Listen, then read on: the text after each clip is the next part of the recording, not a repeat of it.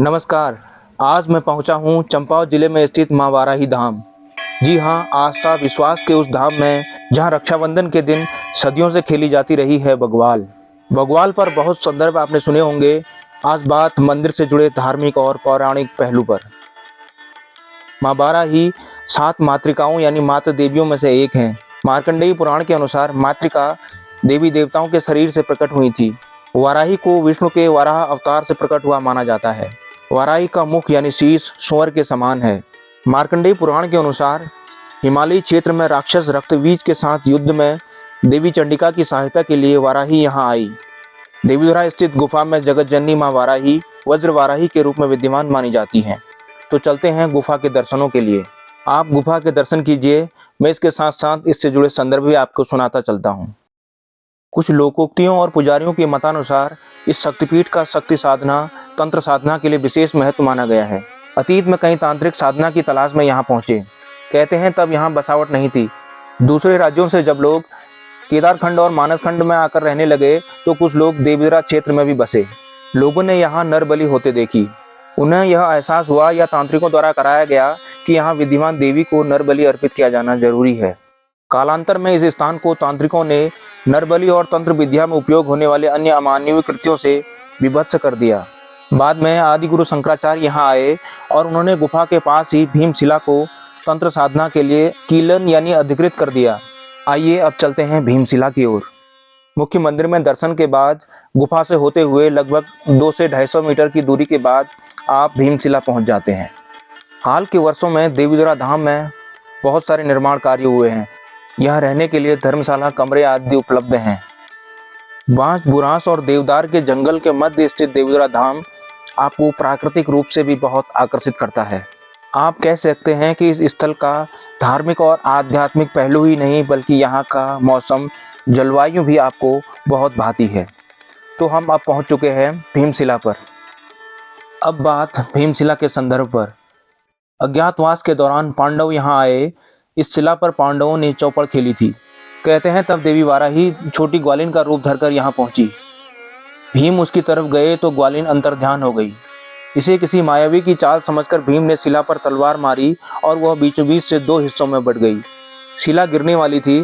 तभी भीम को ध्यान आया कि उसके भाई शिला पर बैठे चौपड़ खेल रहे हैं। तभी भीम ने शिला के बीचों बीच एक पत्थर रख दिया। तब शिला गिरने से बची।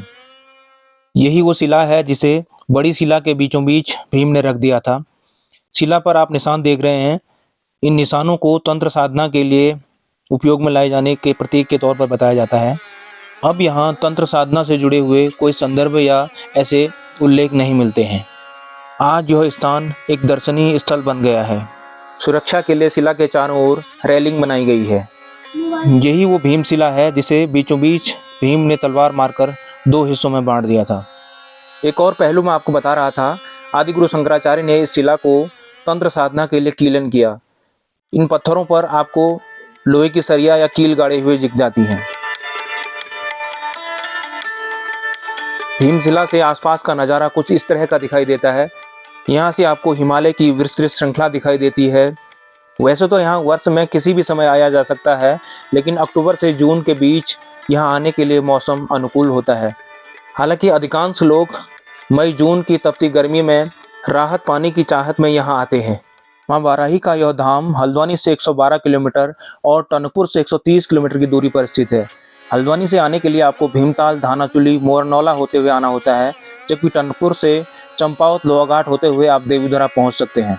भीमशिला के आसपास भी आपको कई बड़े पत्थर दिख जाते हैं, लेकिन भीमशिला का आकार, स्वरूप और उसकी बनावट जिस तरह की है वो उसको अपने आप में अलग बनाती है।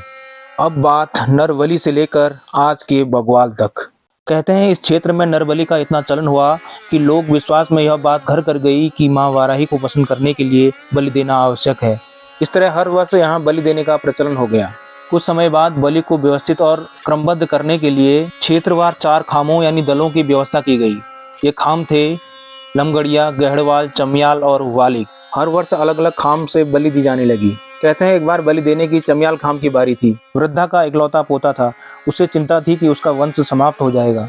तब प्रतिष्ठित लोगों, चारों खामों के प्रमुखों और पुजारियों ने चारों खामों को 2 वर्गों में बांटकर बग्वाल यानी पाषाण युद्ध खेलने की परंपरा शुरू की। अब आधुनिक समय में लौट आइए। गुफा और भीमशिला के दर्शन के बाद अब समय है वापसी का। जिन बड़ी चट्टानों के बीच से होते हुए आप गुफा के भीतर प्रवेश किए थे, उसी के दूसरे छोर से वापसी का रास्ता निकलता है। इन सीढ़ियों से ऊपर चढ़ते हुए आप वापस निकलते हैं। दो चट्टानों के बीच से कुछ इस तरह से आपको वापसी करनी होती है।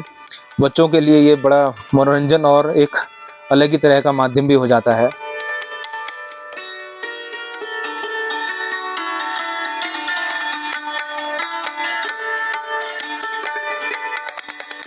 अनंत वैली से होते हुए आप वहीं पर पहुंच जाते हैं जहां से आपने गुफा के दर्शनों की शुरुआत की थी। जैसे ही आप अनंत मार्ग से होते हुए ऊपर आते हैं तो यहाँ पर आपको नारियल भेंट करना होता है। जो पूजा सामग्री आप शुरुआत में खरीदते हैं, उस नारियल को यहाँ समर्पित किया जाता है। जैसे ही आप नारियल पंडित जी को देते हैं, यहाँ 2-3 पुजारी आपको मिलते हैं। वो कहते हैं कि आप नारियल यहाँ भेंट कीजिए और यहाँ पर्ची कटाइए। एकाएक आपको लगता है कि नारियल भेंट कराने के बदले आपको कोई पर्ची कटानी होती है। आपको बता दूं, ये पर्ची जरूरी नहीं बल्कि मंदिर समिति को दिया जाने वाला भेंट स्वरूप चंदा है, जिसे आप अपने सामर्थ्य और श्रद्धा अनुसार तय कर सकते हैं। पौराणिक मान्यता लिए आस्था के धाम से जुड़ी यह वीडियो आपको पसंद आई हो तो लाइक और शेयर करें। मैं हूँ गणेश पांडे। नमस्कार।